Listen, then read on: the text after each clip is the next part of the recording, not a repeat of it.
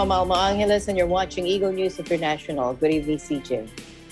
Good evening, Alma, and good evening to everyone joining the broadcast. Here are tonight's headlines. Haiti's already fragile government faces a serious new crisis after one of the island nations' increasingly brazen criminal gangs kidnapped a large U.S. and Canadian missionary group. Facebook announces plans to hire 10,000 people in the European Union to build the metaverse, a virtual reality version of the internet that the tech giant sees as the future. Rescue workers scour for survivors in muddy debris after heavy rains triggered landslides and floods that left at least 25 people dead in India's southern state of Kerala. And a Russian actress and film director returned to Earth Sunday after spending 12 days on the International Space Station shooting scenes for the first movie in orbit.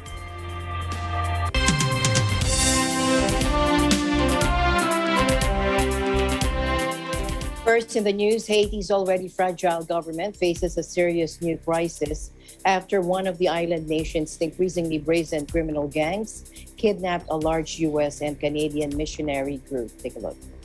Now, the missionary group, including children and one Canadian, was traveling in several vehicles when stopped by members of a criminal gang some 30 kilometers or 20 miles east of the capital, according to a Haitian security source. Now, one member of the group posted a desperate call for help in a WhatsApp group, even as the attack unfolded, according to the Washington Post. And he said, "Please pray for us." The message read, "We are being held hostage. They kidnapped our driver. Pray, pray, pray. We don't know where they are taking us."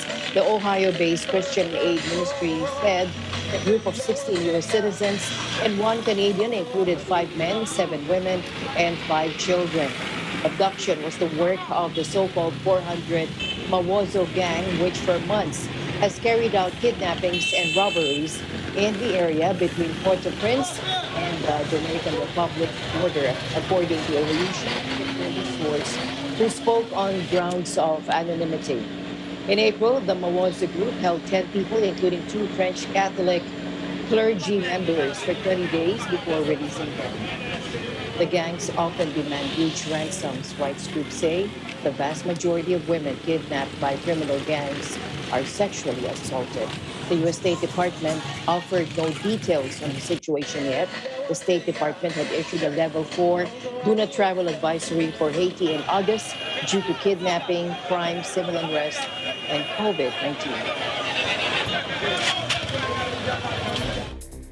3 white men in the U.S. state of Georgia will go on trial in the high-profile shooting death of a black jogger that sparked a national outcry and helped fuel last summer's social justice protests. Gregory McMichael, 65 years old, his son Travis, 35, and their neighbor William Bryan, 52, have been charged with murder and aggravated assault after chasing 25-year-old Ahmaud Arbery and shooting him during a confrontation in February last year. The father and son followed Arbery in a pickup truck while Bryan trailed them in his own vehicle and filmed the scene.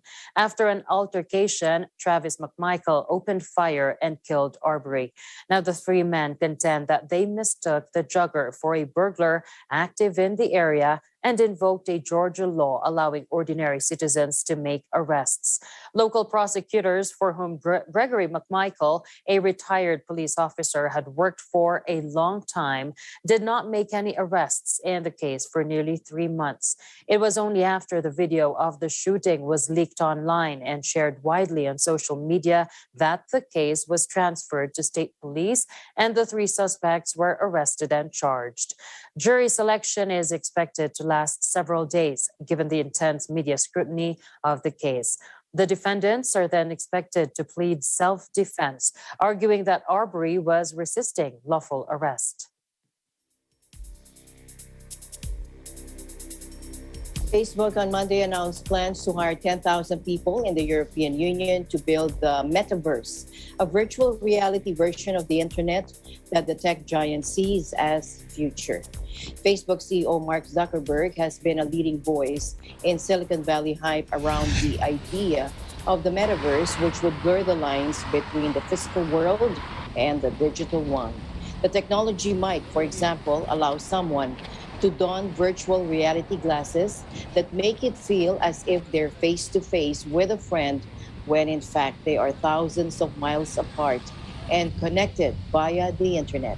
The European Union hires spread over the next 5 years will include highly specialized engineers, but the company otherwise gave few details of its plans for the new metaverse team.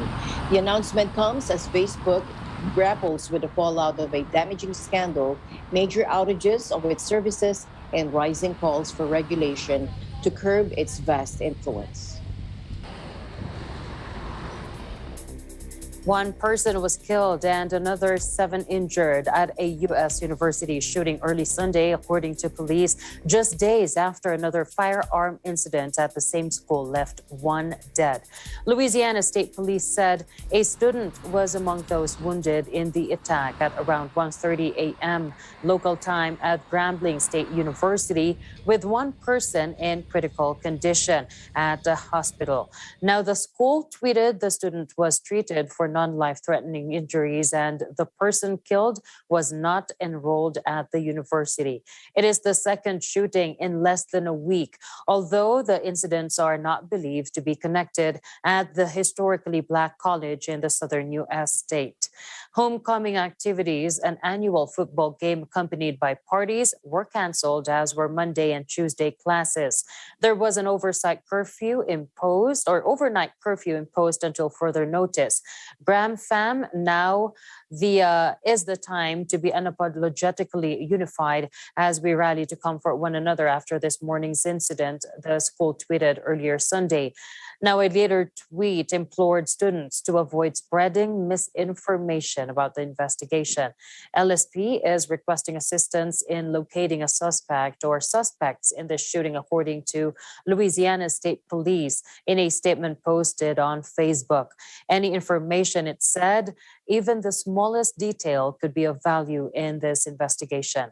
Officers also released the name and picture of a suspect in a shooting on the same campus. Now, on October 13, shooting left one 19-year-old dead and one 16-year-old injured, according to police.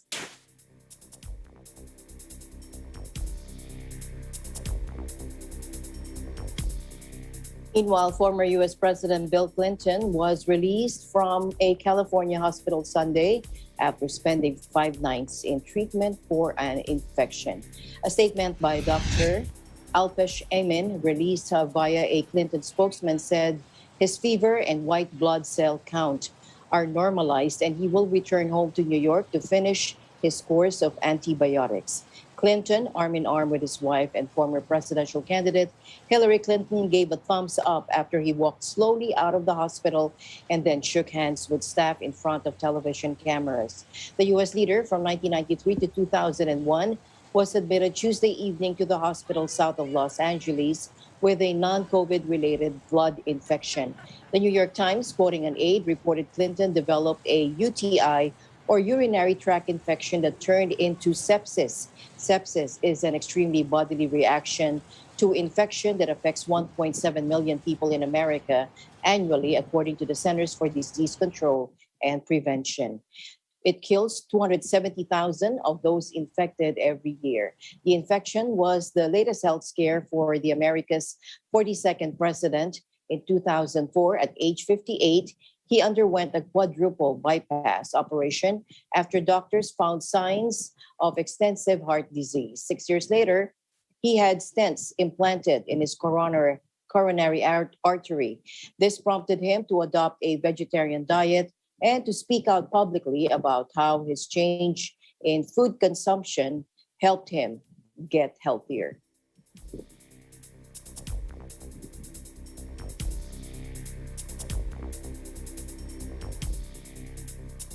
In 2015, Morocco's DGAPR prison service launched Musalaha, a deradicalization program with several partner organizations helping terror detainees who are willing to question their beliefs. Watch this.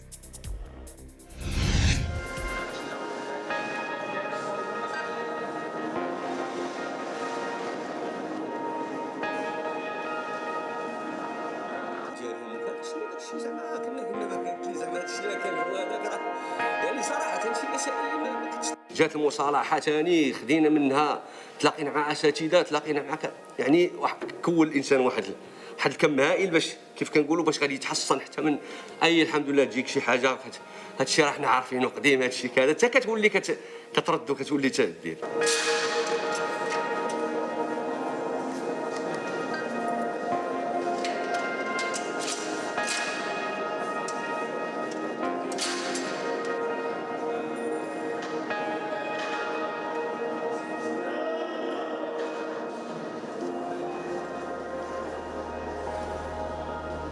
خدينا اصلا هذا المسار ديال المصالحه ولات كاين ثاني مثلا جامعات الخريفيه والصيفيه، كاين برامج اخرى مثلا كتجي فيه ديال سميتو ديال هذا ديال سميتو منشورات اللي عطاونا والكتب اللي هذا.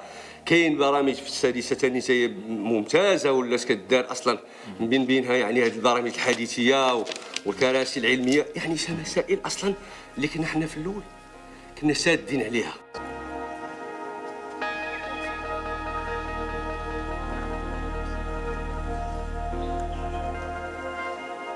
البرنامج ما يميزه هو أنه لا يركز بصفة حصرية على التأهيل الديني، بل هو برنامج مندمج ومتعدد الأبعاد، فيه الشق الديني بطبيعة الحال، ولكن فيه أيضا الشق القانوني، الشق الحقوقي، الشق النفسي والشق الاقتصادي.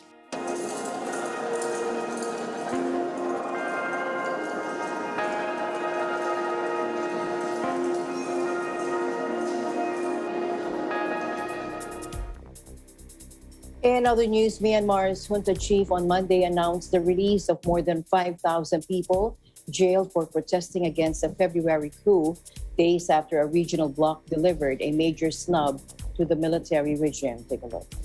Now, there has been chaos in Myanmar since the coup, with more than 1,100 civilians killed in a bloody crackdown on dissent and more than 8,000 arrested, according to a local monitoring group. More than 7,300 are currently behind bars, according to the Assistance Association for Political Prisoners, or AAPP. Junta head Min Aung Hlaing said a total of 5,636 prisoners will be freed to mark the Tading Youth Festival later in October, without providing details on when they would be free.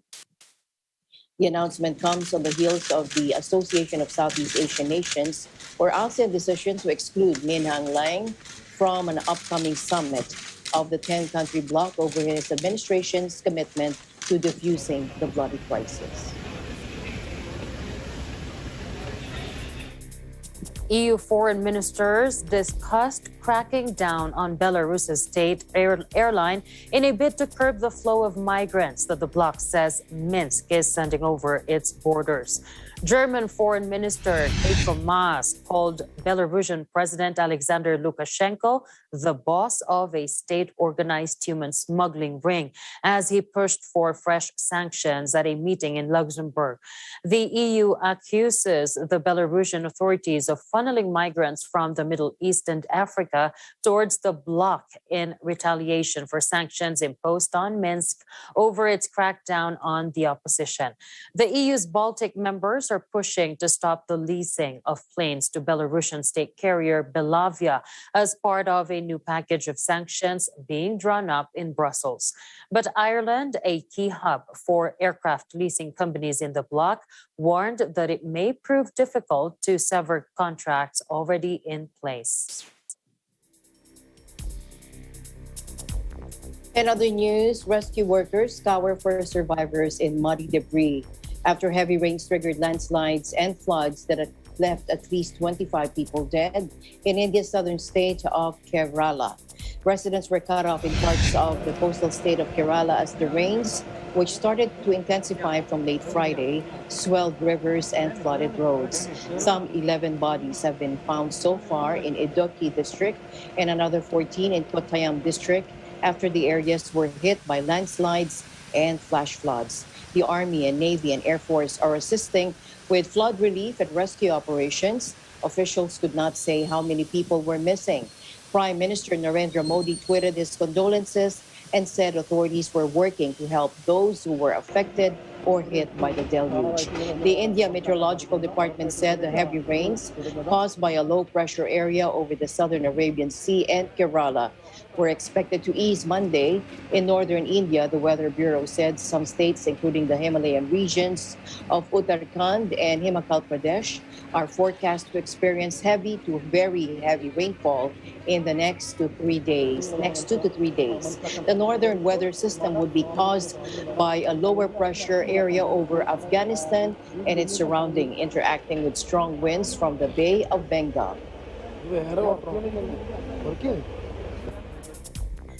The UN World Food Programme, or WFP, said displaced families in Nigeria's northeast are knocking on the door of starvation. The alert follows years of insecurity linked to non-state armed groups, which have disrupted livelihoods and forced hundreds of thousands of people to flee in search of shelter. More than 1 million children are already malnourished, according to the WFP spokesperson, Thompson Piri. By that, World Food Program will be forced to cut food rations in a matter of weeks. We are not talking of months. We are not talking of a 6-month period.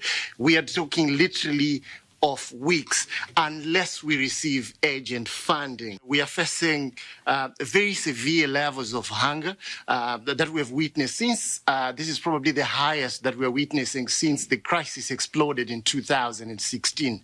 Approximately 4.4 million people are facing acute food insecurity in the conflict-affected states of Borno, Adamawa, and Yobe. The peak clean season was between June and August, and just after that, people are really on the brink. And by that, I mean, you're talking of we are assisting 1.7 million people. And of these, 800,000 people face emergency levels. Emergency levels is just one step away from phase 5. That's catastrophe. That's a step away from famine. We receive urgent funding. Mr. Piri also said that COVID-19 had pushed up food prices and limited food supply, and that the number of internally displaced people reached more than 2 million in September. By December. And the news continues here on Eagle News. EJ and I will be back right after this break.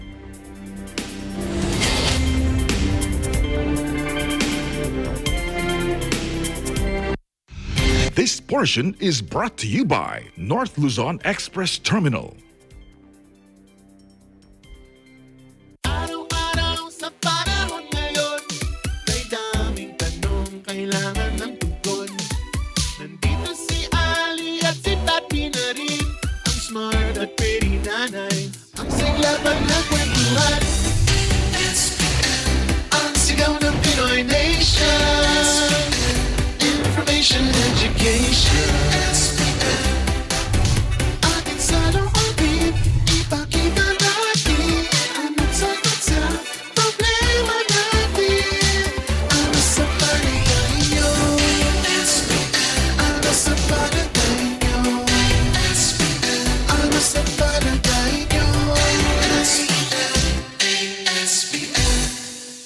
Mula noon hanggang ngayon, gabay natin ang MTRCB ratings sa matalino at responsableng panonood.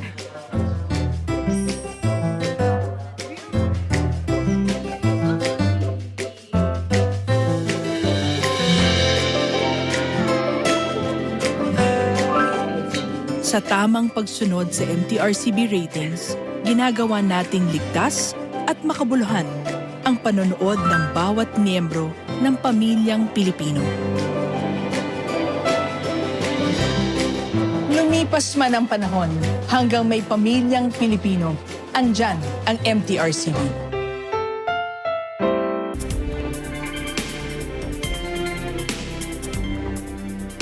And now to pandemic news. A total of 1,509 children aged 12 to 17 years old have been vaccinated against the coronavirus as of October 16, according to a health official reporting this today during an online media forum. Health Secretary Maria Rosario Berhere said there were 4 adverse effects following immunization recorded among those who were given the jabs. Take a look. Yes, total vaccinated as of October 16, it was already at 1,509 as of October 16 at 8 p.m. As to the adverse reactions, meron kaming mga na-receive na report. Though I would just like to caution all of you, I'm going to give you the overview or the brief details. No, ito po yung nakuha natin report kasi hindi pa siya officially reported dun sa VG flow natin sa Food and Drug Administration. So ito po ay pinag-aaralan pa rin ng ating mga vaccination sites at vaccine cluster tapos magsusumite sa FDA. Pero ang nakuha nating report, meron po tayong 4, no? Isa po ang nangyari ay isang bata na nagkaroon ng pagtaas ng presyon but after 2 hours, they were able to manage it. Naging normal na yung blood pressure ng bata. Pangalawa, meron ding isa nagkaroon ng allergic reaction but it was managed at nag-resolve din yung allergies.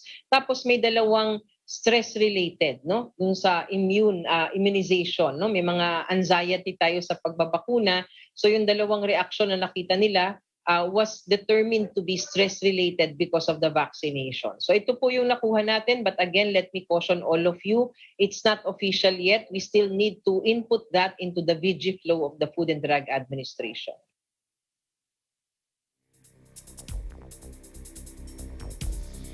Another police officer has succumbed to the COVID-19, bringing the Philippine National Police's death toll to 123. In a statement today, PNP Chief General Guillermo Eleazar said the latest fatality is a pregnant policewoman assigned in Central Luzon who died on Sunday due to acute respiratory syndrome secondary to COVID-19. Based on her medical records, the patient was admitted to a hospital in Baler, Aurora, due to difficulty in breathing on October 8. She underwent a swab test, which yielded a positive result. On October 10, the policewoman was transferred to a hospital in Nueva Ecija and underwent emergency cesarean operation, delivering a baby who died on the same day. On October 17, she was also declared dead by her attending physician. As of today, the PNP Health Service also reported only 47 new infections, bringing the number of active cases to 941. Another 58 recoveries raised its tally to 40,428 out of the total of 41,311 confirmed infections since the start of the pandemic last year. Meanwhile, another 633 cases of the highly transmissible Delta variant of the coronavirus have been recorded nationwide, according to a health official.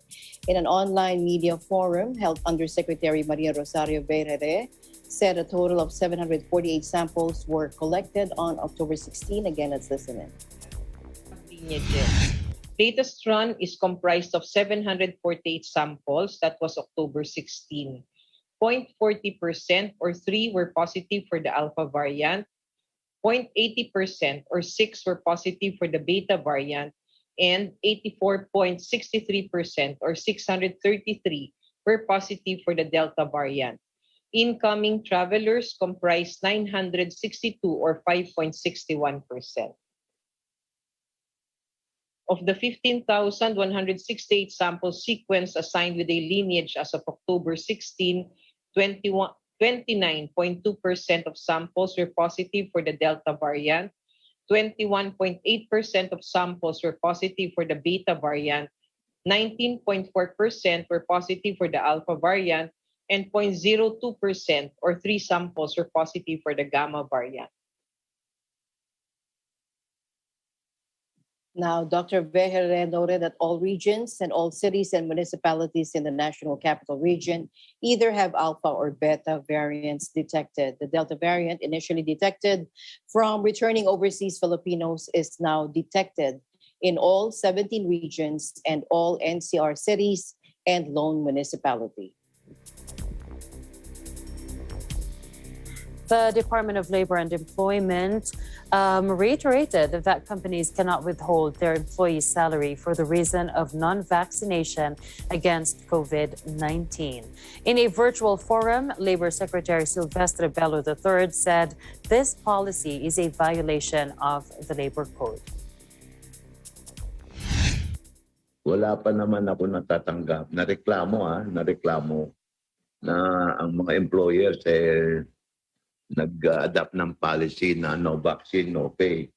Kasi alam naman natin na yung policy na yan ay labag sa batas.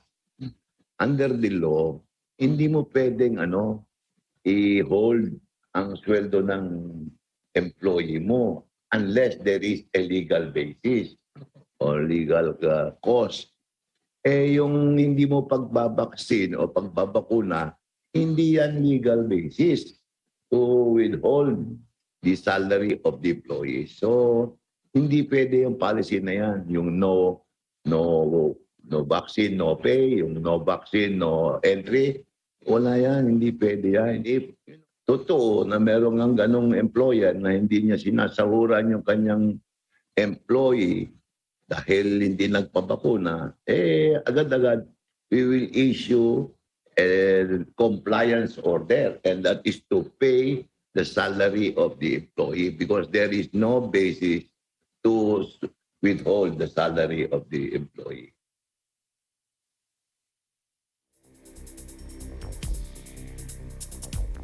Meanwhile, Colin Powell, a U.S. war hero and the first Black Secretary of State, who saw his legacy tarnished when he made the case for the war in Iraq back in 2003, has died from complications from COVID-19. He was 84 years old. Now, Powell was previously diagnosed with multiple myeloma, a type of blood cancer that hurts the body's ability to fight infections. General Colin L. Powell, former U.S. Secretary of State and commander of the Joint Chiefs of Staff, passed away this morning due to complications from COVID-19. According to the Powell family, writing this on Facebook, "We have lost a remarkable and loving husband, father, grandfather, and a great American," the family said, noting he was fully vaccinated. Powell, the son of Jamaican immigrants, became the first Black national security advisor during the Reagan administration. President George H.W. Bush tapped Powell to be the youngest and first Black chairman of the Joint Chiefs of Staff. He found it hard to live down his infamous February 2003 speech to the UN Security Council about the alleged existence of weapons of mass destruction in Iraq. The evidence he presented was later proven to be false. "It's a blot and will always be a part of my record.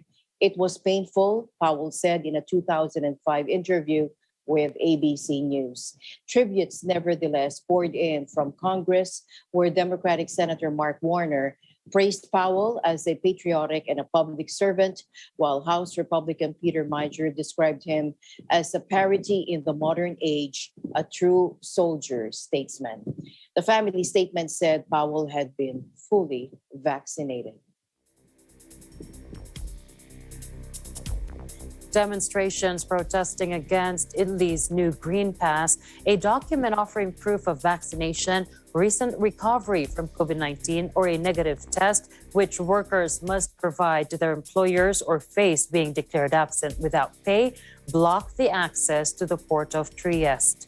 Some demonstrators threw tear gas canisters back at riot police, attempting to clear the area. From Friday, all workers must show a so-called Green Pass offering proof of vaccination, again, recent recovery from COVID-19, or a negative test, or face being declared absent without pay.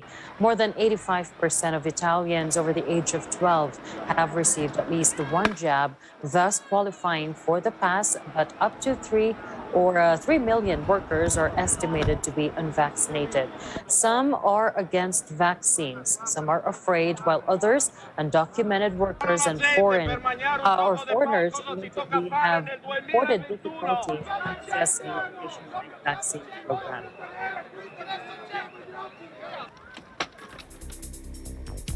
In Singapore, fully vaccinated travelers from 8 countries will be able to enter the city-state without quarantine from Tuesday as the business hub eases restrictions and gears up to live with the coronavirus. Now, the city-state initially fought the pandemic by shutting borders, lockdowns of varying intensity, and aggressive contact tracing. But with more than 80% of the population fully vaccinated, authorities in the global aviation hub are keen to revive the economy. They opened travel lanes for vaccinated passengers from Brunei and Germany in September and will now expand the scheme from Tuesday to another 8 countries: Britain, Canada, Denmark, France, Italy, the Netherlands, Spain, and the US. The lane with South Korea will start November 15. Under the policy, passengers will not have to quarantine if they have been fully vaccinated and tested negative for the coronavirus before they depart on arrival. Singapore cannot stay locked down and closed off indefinitely, that according to Prime Minister Lee Hsien Loong in October 9 when he announced a raft of measures under the Living with COVID-19 strategy.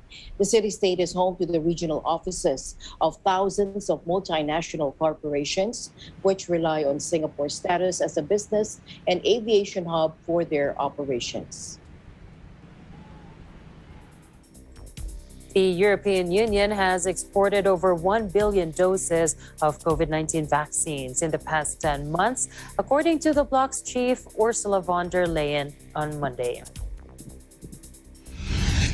Have always shared our vaccination production and capacity fairly with the rest of the world.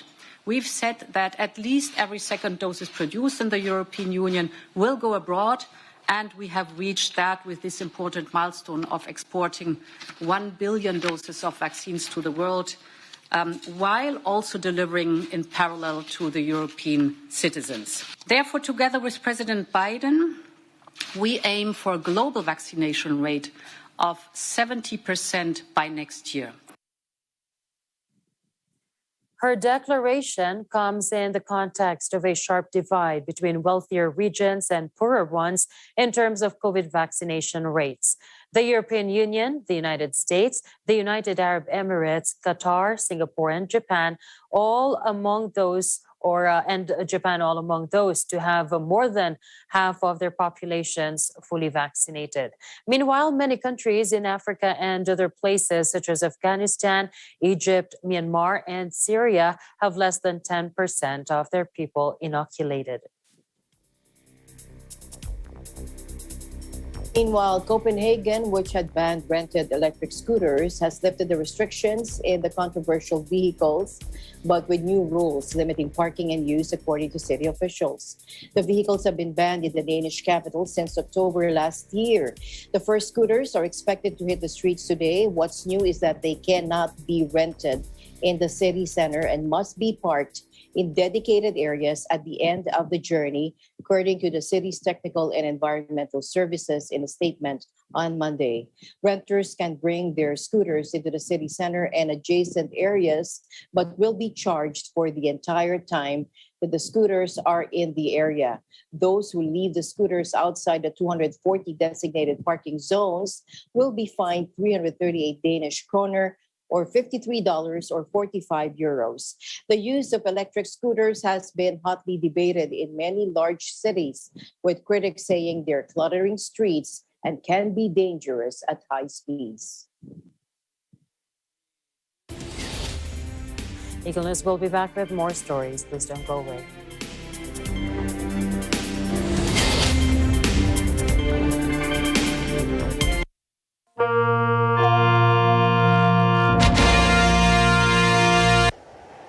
Innovation, digital disruption, globalization. Startups, micro, small, and medium enterprises, as well as large corporations, all face interesting challenges in the market today. Peek into the world of exciting opportunities and partnerships to drive growth with the latest business news and information. We are open for business. Your weekly dose of entrepreneurial inspiration to update you on the latest developments in the world of business. Get up close and personal with CEOs and thought leaders to help you discover valuable insights. Sharpen your instincts for smart decision making with the latest markets and economic trends, disruptive ideas, global innovation, social entrepreneurship, and other leading-edge business ideas. Join the conversations to create a more vibrant environment for entrepreneurship. Catch Open for Business, from vision to action.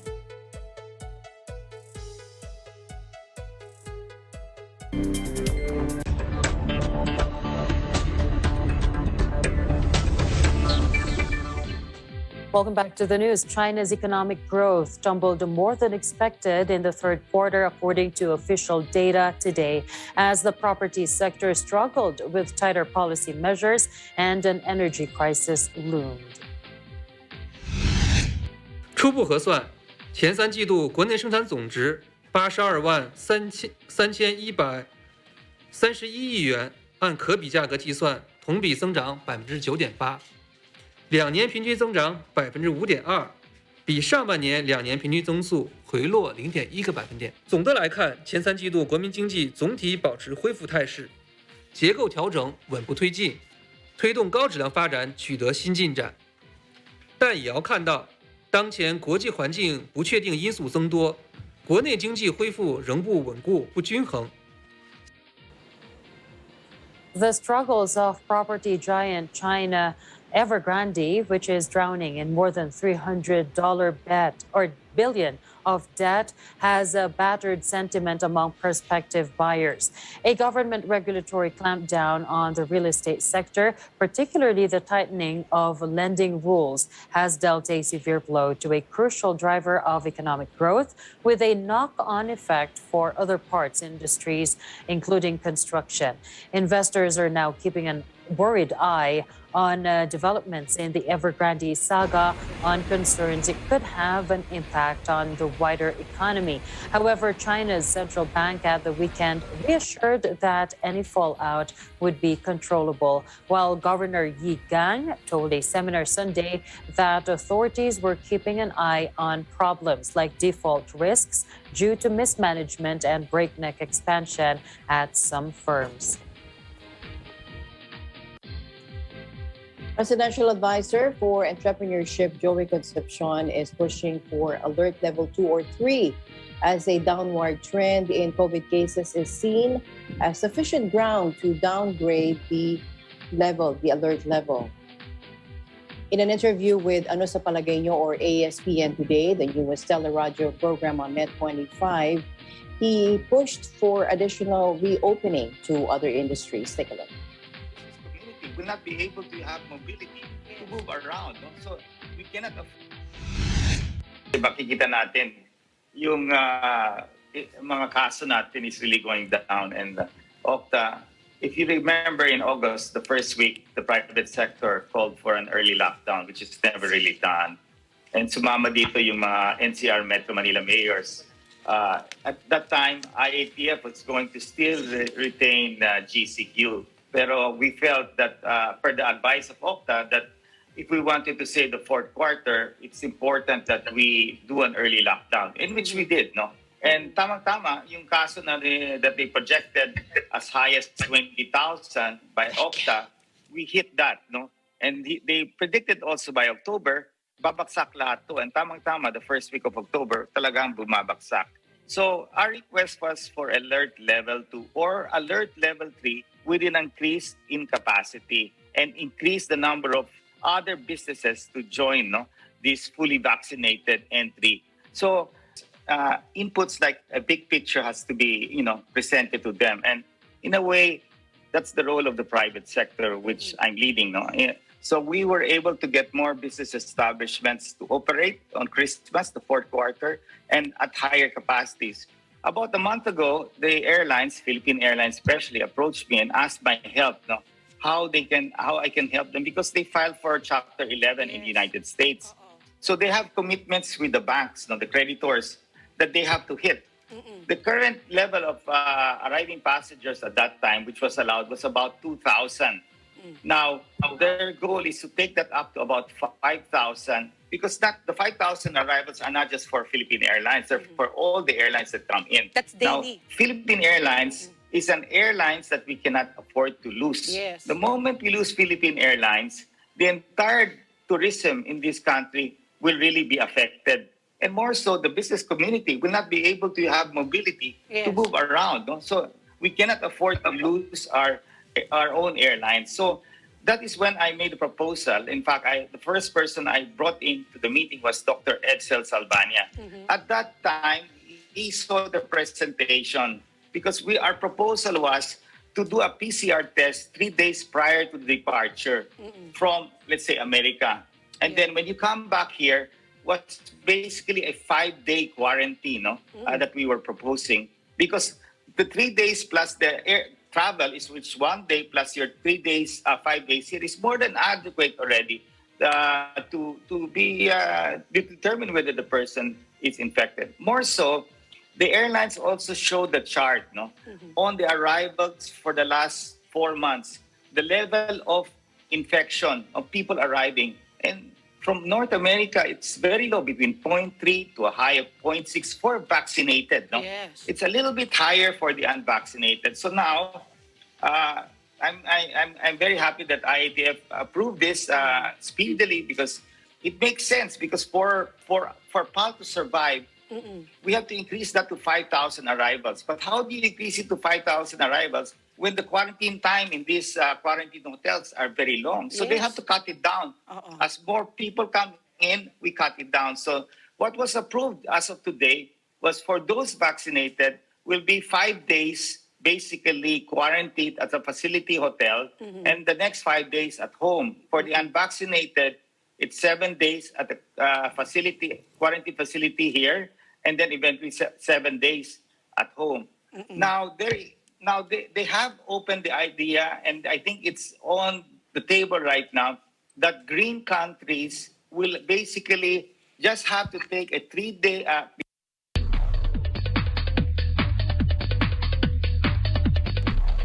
A Russian film crew bid farewell to the International Space Station crew before returning to Earth after spending 12 days on the International Space Station shooting scenes for the first movie in orbit. The filmmakers had blasted off from the Russia-leased Baikonur Cosmodrome in ex-Soviet Kazakhstan earlier this month, traveling to the ISS with veteran cosmonaut Anton Shkaplerov to film scenes for the challenge. If the project stays on track, the Russian crew will beat a Hollywood project announced last year by Mission Impossible star Tom Cruise, together with NASA and Elon Musk's SpaceX. The Russian movie's plot, which has been mostly kept under wraps along with its budget, centers around a surgeon who is dispatched to the ISS to save a cosmonaut. Kraplerov, 49, along with the 2 Russian cosmonauts who were already aboard the ISS, are said to have cameo roles in the film. The mission was not without small hitches, as the film crew docked at the ISS earlier this month. Kraplerov had to switch to manual control. And when Russian flight controllers on Friday conducted a test on the Soyuz domestic craft, the ship's thruster fired unexpectedly and destabilized the ISS for 13 minutes. A NASA spokesman told the Russian news agency TASS.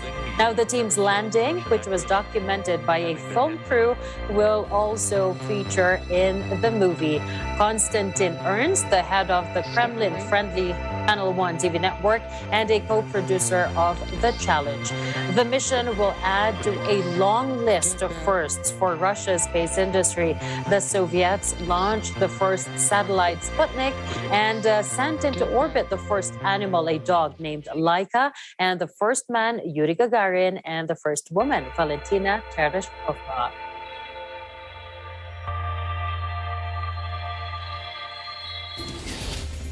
I wonder what Tom Cruise had to say about that. See, you have to keep your plans secret, especially in that industry.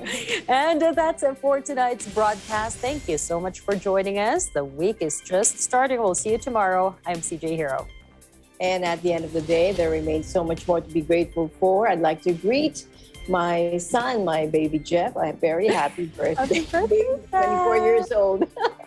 Happy birthday, my baby. Happy birthday, Jeff. I'm Alma Angeles, and we live in interesting times.